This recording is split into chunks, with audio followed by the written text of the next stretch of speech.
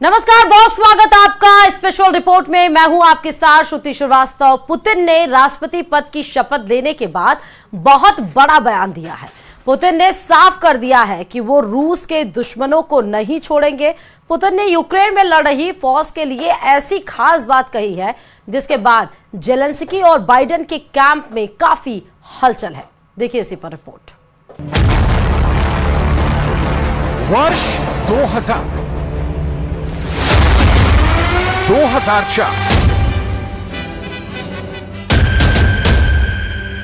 2012, 2018 और अब 2024। पुतिन 25 साल से पुतिन रूस की सत्ता में हैं। अब पुतिन को 5वीं बार रूस की कमांड मिल चुकी है। रूस का यह कमांडर 2024 के आगे क्या करने जा रहा है?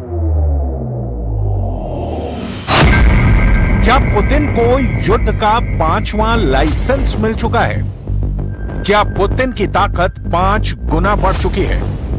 क्या पुतिन यूक्रेन के बाद अब नाटो के परखच्चे उड़ा देंगे? पुतिन का काफिला देखिए, पुतिन की पावर समझिए, क्रेमलिन के हॉल में पुतिन की एंट्री देखिए। यही पुतिन का जलवा है। इसी आक्रामक लेकिन शांत अंदाज में रूस की सत्ता पर पकड़ छुपी हुई है। 25 साल बाद भी पुतिन का कंट्रोल रूस पर वैसे ही बरकरार है। पुतिन क्रेमलिन का सुनहरा दरवाजा खुला, पुतिन अकेले अंदर दाखिल हुए। सैकड़ों लोगों के बीच पुतिन जैसे आगे बढ़े, तालियों की गड़गड़ाहट शुरू हो गई।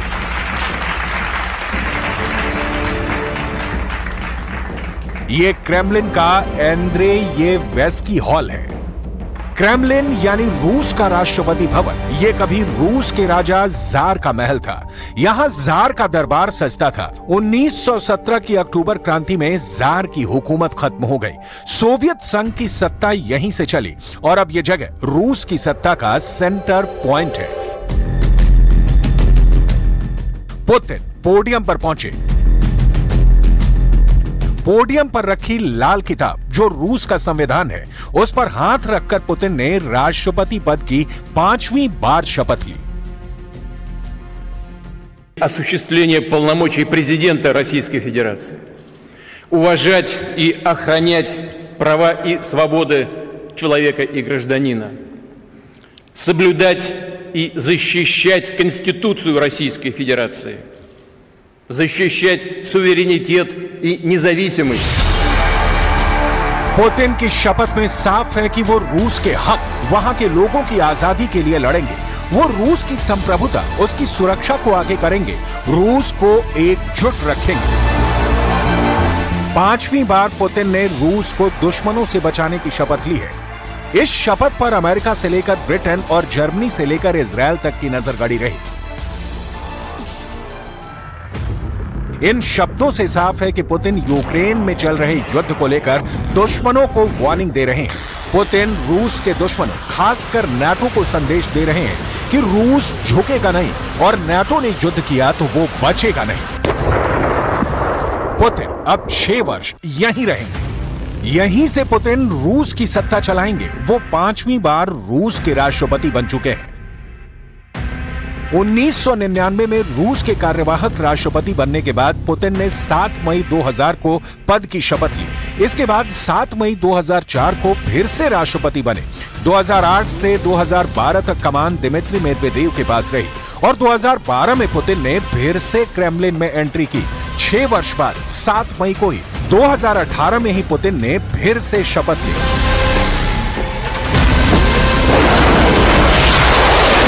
24 फरवरी 2022 से यूक्रेन में युद्ध शुरू हो गया। मारियोपोल और खेरसॉन जीतने के बाद पुतिन ने बखमूत पर कब्जा किया।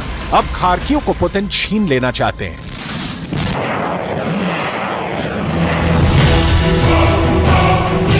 यूक्रेन के 10 और टुकड़े देखकर बाइडेन और उनकी मित्र मंडली बेचैन है।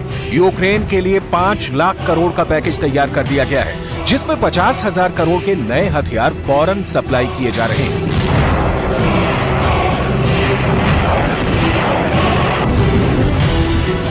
अब 7 मई 2024 को पुतिन ने फिर से राष्ट्रपति पद की शपथ ली है। वो 6 वर्ष और क्रेमलिन से रूस की सत्ता चलाएंगे। 2024 में फिर 6 साल के लिए कमांडर पुतिन रूस के दुश्मनों के लिए तैयार है। Торжественные и ответственные минуты вступления в должность президента хочу сердечно поблагодарить граждан России во всех регионах нашей страны. अब पुतिन को 9 मई का इंतजार है, जब मॉस्को के रेड स्क्वायर पर विक्ट्री डे परेड होगी। रूस की ताकत पूरी दुनिया देखेगी। 9 मई को इस परेड से पहले मॉस्को में पुतिन नाटो के टैंकों को उल्टा टांग चुके हैं। लेपर्ड टैंक मॉस्को में लटका हुआ है। यूक्रेन ने नाटो की 28 कैरेट वाली बेइज्जती कर दी है। बख्तरबंद गाड़ियों से लेकर अमेरिका से मिली M777 तोप तक, M777 तोप मॉस्को का ये चौराहा इस वक्त नाटो के तबाह किए गए हथियारों का म्यूजियम बन चुका है।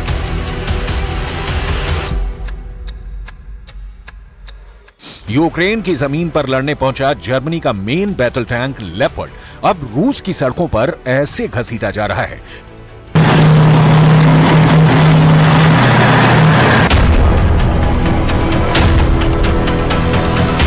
नाटो के बड़े हथियार जिनको पुतिन ने जहन्नुम रसीद किया है। फिलहाल पुतिन का पूरा फोकस 9 मई की परेड पर है और ये अब भी एक बहुत बड़ा रहस्य बना हुआ है कि पुतिन जब 9 मई को रेड स्क्वायर पर आएंगे तो हजारों सैनिकों के बीच एक बार फिर वो दुनिया को क्या मैसेज देंगे। हालांकि इससे पहले पुतिन के लिए ज़ेलेंस्की का एक मैसेज आया है।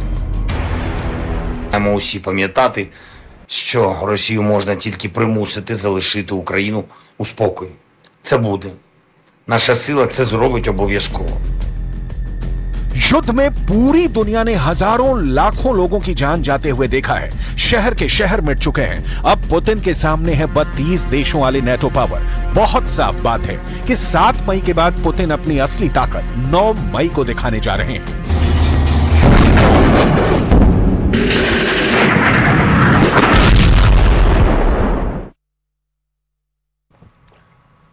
चलिए अब स्पेशल रिपोर्ट में बात करते हैं कैश कांड की, जो अब जांच की आंच बन चुकी है, क्योंकि झारखंड के मंत्री आलमगीर आलम तक ये जांच की आंच पहुंच सकती है, क्योंकि आलमगीर आलम के खास और करीबी उनके पर्सनल असिस्टेंट संजीव पाल को भी गिरफ्तार कर लिया गया है। संजीव पाल के खुलासे जल्द ही झारखंड के मंत्री के लिए मुसीबत बन सकते हैं। देखिए रिपोर्ट।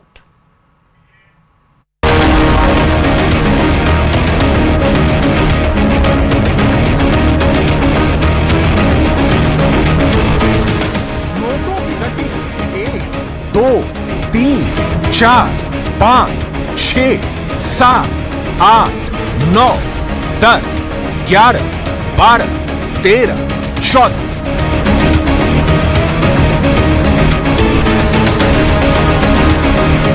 नोटों की ऐसी सैकड़ों गड्डियां आपको नजर आएंगी। प्रधानमंत्री मोदी ने इसे नोटों का पहाड़ कहा है। आज यहाँ पड़ोस में झारखंड में नोटों के पहाड़ मिल रहे हैं, नोटों के पहाड़।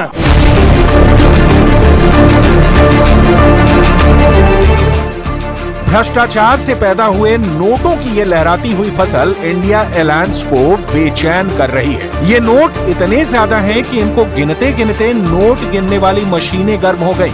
मशीनों को बार बार रोकना पड़ रहा था। बड़ी मुश्किल से नोटों के इस अंबार को मशीनों ने गिना। पूरे अभियान के दौरान नोट गिनने वाली एक मशीन भी खराब हो गई।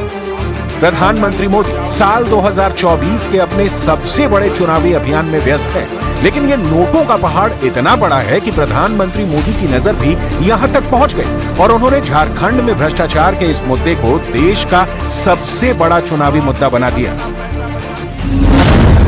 आखिर नोटों की ये फसल पैदा किसने की है?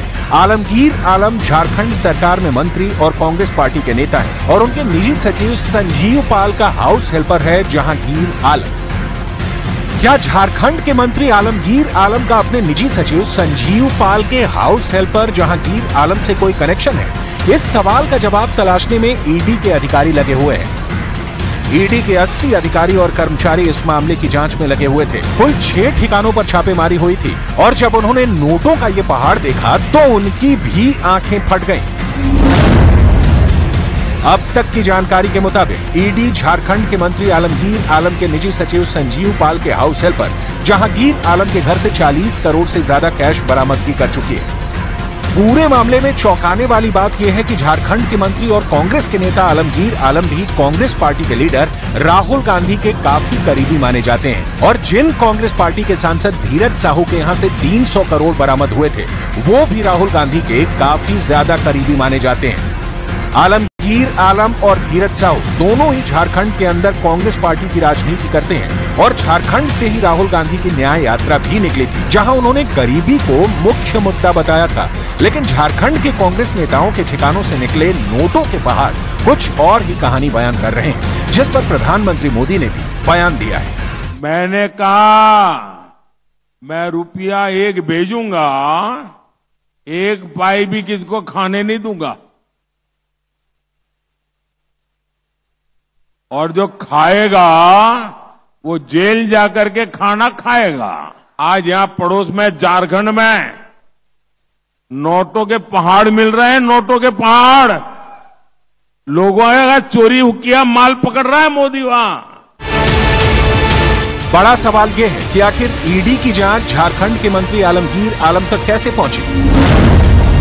झारखंड एंटी करप्शन ब्यूरो ने नवंबर 2019 में झारखंड के जूनियर इंजीनियर सुरेश वर्मा को एक ठेकेदार से 10,000 रुपए घूस लेते हुए पकड़ा था। सुरेश वर्मा के घर पर छापेमारी की गई तो 2 करोड़ कैश बरामद हुआ। पूछताछ में सुरेश वर्मा ने ये कबूला कि ये पैसा वीरेंद्र राम नाम के एक शख्स का है और वीरेंद्र राम ने ये बयान दे दिया कि पैसे झारखंड के मंत्री आलमगीर आलम तक भी पहुंचाए गए। यहीं से झारखंड के मंत्री आलमगीर आलम और कांग्रेस नेता आलमगीर आलम के निजी सचिव संजीव पाल पर ईडी का शिकंजा कसता हुआ चला गया। सवाल ये है कि नोटों का ये पहाड़ झारखंड के चुनाव में क्या असर दिखाने वाला है। झारखंड में 14 लोकसभा सीटें हैं। 13 मई को सिंहभूमि, खूंटी, लोहरदगा और पलामू में वोट पड़ेंगे। 20 मई को चतरा, कोडरमा और हजारीबाग में वोट पड़ेंगे। 25 मई को गिरिडीह, धनबाद, रांची और जमशेदपुर में वोट पड़ेंगे और 1 जून को राजमहल, दुमका और गोड्डा सीट पर वोट पड़ेंगे। झारखंड में पूरा चुनाव अभी बाकी है और इस दौरान कांग्रेस पार्टी के नेता के निजी सचिव के हाउस हेल्पर के घर से नोटों का पहाड़ निकलना कांग्रेस के लिए एक बड़ा चिंता का मुद्दा है और गृह मंत्री अमित शाह ने भी इस मुद्दे को जोरदार तरीके से उठाया है। एक सांसद के घर से 350 करोड़ रुपया, एक मंत्री के घर से 50 करोड़ रुपया, 30 करोड़ रुपया गिनने में नोटों की मशीन भी थक जाती है। इतना रुपया कहां से आता है? भाइयों बहनों, ये जवाब उनके पास नहीं है। आप चिंता मत करो, आपके पैसे की रखवाली नरेंद्र मोदी जी करेंगे। मित्रों, नरेंद्र मोदी जी। कांग्रेस पार्टी के नेता आलमगीर आलम ने इस पूरे मामले में एक बयान जारी किया है और अपने बयान में उन्होंने अपने निजी सचिव से पल्ला झाड़ लिया है। यानी उन्होंने सारी जिम्मेदारी अपने निजी सचिव पर ही डाल दी है। लेकिन क्या वो अपनी जिम्मेदारी से बच पाएंगे? ये बड़ा सवाल इसलिए है क्योंकि उनके निजी सचिव संजीव पाल को गिरफ्तार कर लिया गया है। यही नहीं, संजीव पाल के हाउस हेल्पर जहांगीर आलम को भी गिरफ्तार कर लिया गया और ईडी इन दोनों के बयान भी दर्ज करेगी। इसके बाद आलमगीर आलम पर शिकंजा और भी कस सकता है। देखिए, सत्ता प्रक्रिया है, उस पर इसके बारे में हम कुछ बताएं। ईडी का अब चल रहा है, ईडी का जांच में जो आएगा मेन क्वेश्चन तब उस पर हम बात करेंगे। जनता अपनी गाढ़ी कमाई की लूट कभी बर्दाश्त नहीं करती है और अब झारखंड में एक ही साल के अंदर करप्शन के 2 बड़े मामले लोगों पर बड़ा असर डालने वाले हैं।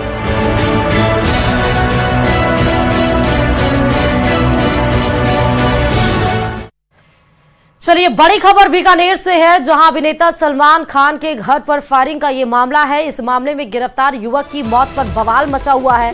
दरअसल अखिल भारतीय बिश्नोई महासभा ने इस पर सवाल उठा दिए हैं। बिश्नोई समाज अब सलमान खान के खिलाफ मुकदमा दर्ज कराएगा। युवक अनुज थापन की मौत को हत्या बताया गया है। तो अभिनेता सलमान के घर पर जो फायरिंग हुई थी उसमें जितने लोग पकड़े गए थे, गिरफ्तार थे, उसमें युवक अनुज थापन की मौत हो गई है। अब जो बिश्नोई समाज है वो सलमान खान के खिलाफ मुकदमा दर्ज कराएगा और अनुज थापन की मौत को हत्या बताया गया है बिश्नोई समाज की तरफ से। और एक PIL CBI के लिए हमने बॉम्बे हाई कोर्ट में एडवोकेट रंजनी खत्री के नेतृत्व में लगाई है, जो वो बिना फीस गरीब की हेल्प कर रही है। इसमें हम लोग सलमान खान कोर्ट के थ्रू सलमान खान को भी इस वो बी के अंदर जिसमें षड्यंत्र में शामिल होता है 120B, उसके तहत उसके खिलाफ भी मुकदमा दर्ज कराएंगे और जब तक रिपोर्ट आ जाएगी हमारी पोस्टमार्टम की कोर्ट का आदेश आ गया उसके बाद फैसला करेंगे आगे क्या करना है। पर हम उस अनुज थापन को कोई भी कीमत पर न्याय दिला के रहेंगे, ये हमारा फैसला समाज का। चलिए अब स्पेशल रिपोर्ट में बात करते हैं पाकिस्तान की, क्योंकि पाकिस्तान में एक बार फिर तख्ता पलट की हलचल तेज है। मार्च महीने में प्रधानमंत्री पद की शपथ लेने वाले शहबाज शरीफ की जगह इमरान खान की वापसी का हल्ला मचा हुआ है। इमरान खान की पार्टी के नेताओं ने खुलेआम ये ऐलान करना शुरू कर दिया है कि आर्मी चीफ आसिम मुनीर और इमरान खान में बड़ी डील हो चुकी है। कहा यह भी जा रहा है कि इस डील में मौलाना डीजल के नाम से कुख्यात फजलुर रहमान ने अहम किरदार निभाया है। देखिए इसी पर रिपोर्ट।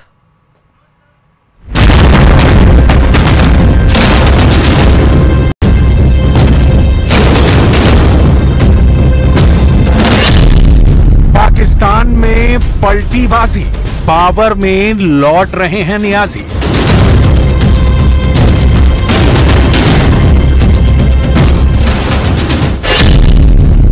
शहबाज के सिर पर मुनीर ने लटका दी दो धारी शमशीर।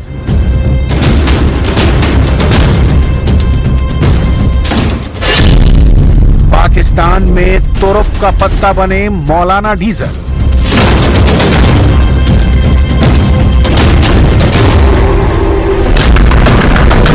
इस्लामाबाद का तख्त फिर से डोल रहा है।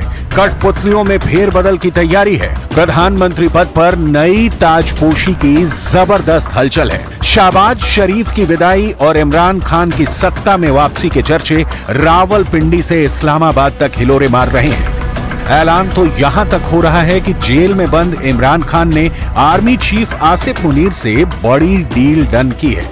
डील के तहत उन्हें फिर से पपेट पीएम की पदवी मिलेगी, मगर कुछ शर्तों के साथ। जाहिर है ऐसे में मौजूदा पीएम शहबाज शरीफ की शामत आएगी। लेकिन अचानक ही सारा पासा पलट कैसे गया? पाकिस्तान की हुकूमत की चूलें क्यों हिल गईं? किसने की इमरान खान की सेना से सेटिंग? क्या बुशरा बीवी के एजेंट्स ने मिशन पॉसिबल बनाया, या फिर डीजल मौलाना ने शरीफ ब्रदर्स को गच्चा दिया? हकीकत हैरत अंगेज है, मगर जो खिचड़ी पड़ोसी मुल्क में पक रही है उसने नवाज शरीफ और भुट्टो खानदान का जायका बिगाड़ दिया है। क्योंकि इमरान की जेल से रिहाई और पीएम की पावर में आना पाकिस्तान में बड़े कत्लेआम का सीधा सिग्नल है। सबसे पहले सुनिए कभी पाकिस्तान के विज्ञान मंत्री रहे फवाद चौधरी क्या कह रहे हैं। डील जो है वो आउट ऑफ क्वेश्चन है। कोई भी अगर इमरान खान आज डील करते हैं एस्टैब्लिशमेंट से, या तो वो तो शहबाज शरीफ बन जाएंगे। आज आप देखें ना शहबाज शरीफ की क्या हैसियत है।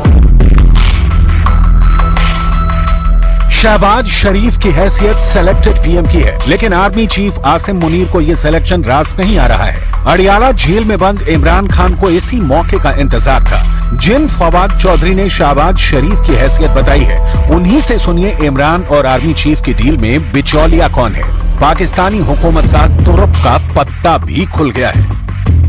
मौलाना फजलुर रहमान जो हैं वो इस वक्त सबसे मेरे ख्याल में एक तुरुप का पत्ता है इस सारे इस कार्ड की गेम का। अगर इस वक्त कोई बादशाह है तो फजलुर रहमान है, और वो अगर ना माने इस हुकूमत तो उसको मैनेज ना कर सकी, ये हुकूमत नहीं चल सकती। इस कदर की साफगोई शायद ही कहीं दिखती हो, लेकिन ये पाकिस्तान की सियासत है। यहाँ हर घड़ी पासा पलटता है। आर्मी चीफ का माथा ठनका भर नहीं कि इस्लामाबाद में सिंहासन डोल जाता है, क्योंकि असल बादशाह सेना प्रमुख ही है, जिनसे इमरान खान की डील लगभग डन हो गई है।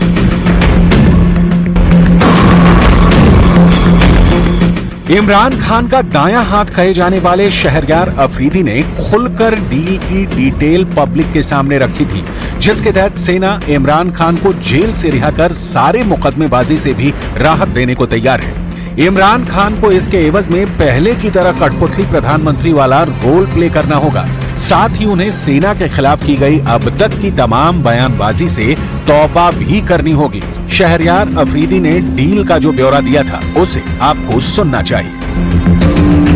क्या मुज़ाकरात करेंगे? हाँ, मुज़ाकरात हम करेंगे, लेकिन हम मुज़ाकरात करेंगे आर्मी चीफ के साथ, DGI के साथ, पाकिस्तान की फौज के साथ। इमरान खान साहब की ख्वाहिश है कि वो फौजी क़यादत से बात करें? मेरी लीडर की पहले दिन से ख्वाहिश थी एंगेजमेंट की, कि हम एंगेज करें, और उस तरफ से कोई रिस्पांस नहीं आ रहा था। खान साहब बात करना चाहते हो, वहां से कोई रिस्पांस नहीं दे रहा।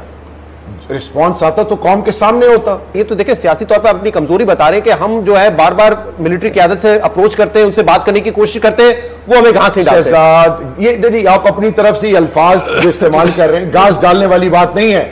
ये मुल्क मेरा है, फौज मेरी है। हम पाकिस्तान के बेहतर मुस्तकबिल के लिए आर्मी चीफ से बात कर रहे हैं। क्यों कर रहे हैं? एस्टेब्लिशमेंट ही, क्योंकि तमाम चीजें आके वहीं पे रुकती हैं। हाल ही में शहबाज शरीफ से कराची में पाकिस्तानी उद्योगपतियों ने भारत से दोस्ती की सलाह दी थी। शहबाज शरीफ ने इस सलाह को बहुत सीरियसली ले लिया। शहबाज शरीफ सेना से इस ओर आगे बढ़ने की इजाजत भी मांगने की हसरत जता रहे थे। उधर पाकिस्तानी आर्मी भारत से दोस्ती तो चाहती है, मगर उसका श्रेय किसी को देने को तैयार नहीं है। आर्मी की रणनीति अब भी पाकिस्तान को रिमोट कंट्रोल से चलाने की ही है। मतलब कि पाकिस्तानी जनरल जैसा चाहेंगे वैसा ही हुकूमत को करना होगा। उधर भारत से दोस्ती की बात सामने आते ही कट्टर मौलाना जमात बौखला उठी है, जिसके बाद मौलाना फजलुर रहमान ने मोर्चा खोल दिया। आर्मी और इमरान की डील आगे बढ़ानी शुरू कर दी। शहबाज शरीफ की हुकूमत में मौलाना डीजल को ज्यादा भाव नहीं मिल रहा है। पाकिस्तान में आए चुनावी नतीजे के बाद से ही मौलाना फजलुर रहमान फड़फड़ा रहे थे। वजह ये आंकड़े बने। पाकिस्तान के आम चुनाव में 265 सीटों के नतीजे आए, जिनमें इमरान खान की पार्टी समर्थित निर्दलीय उम्मीदवारों को 92 सीट मिली, जबकि नवाज शरीफ की PMLN को 75 सीटें और बिलावल भुट्टो की PPP को 54 सीटें मिली। इसके अलावा छोटी पार्टियों को 19 सीट मिली। खंडित जनादेश के बाद शरीफ और बिलावल ने कई और दलों से गठबंधन कर हुकूमत बना ली, मगर इस हुकूमत के राज में कोहराम मचा हुआ है। गठबंधन में सिर्फ फुटबॉल चल रही है। दावा किया जा रहा है कि इसी कलह को इमरान की बेगम बुशरा ने अपना हथियार बनाया। PTI के तमाम लीडर ने मौलाना फजलुर रहमान के कंधे पर बंदूक रखकर शहबाज हुकूमत को धुआं करने का प्लान बनाया है, क्योंकि पाकिस्तान में भुखमरी और आतंकवाद ने कहर बरपा रखा है। महंगाई की मार झेल रही आवाम शरीफ सरकार को उखाड़ फेंकने के मूड में है। साथ ही बढ़ती आतंकी वारदातों ने सेना के हाथ पांव फुला रखे हैं। पाकिस्तान पूरी तरह डिस्टर्ब हो चुका है। अघोषित तौर पर पाकिस्तान का आका चीन है। बीजिंग से मिल रहे खैरात पर पल रहे पाकिस्तानी सेना के जनरल अपने आका को कभी भी नाराज नहीं कर सकते। इसलिए शहबाज शरीफ का पत्ता साफ होना तय है। ऐसे में विकल्प के तौर पर सिर्फ एक ही नाम बचता है, वो है इमरान खान। लॉटरी उन्हीं के नाम की निकली है, लेकिन लॉटरी को वो कितने दिन तक कैश कर पाएंगे इसका कोई ठिकाना नहीं। पहले भी कठपुतली सुल्तान बनकर इमरान खान को सिर्फ घाटा लगा। तमाम तोहमत के साथ जेल की रोटी भी खानी पड़ी। देखना यह है कि इमरान दोबारा गलती दोहराते हैं या नहीं।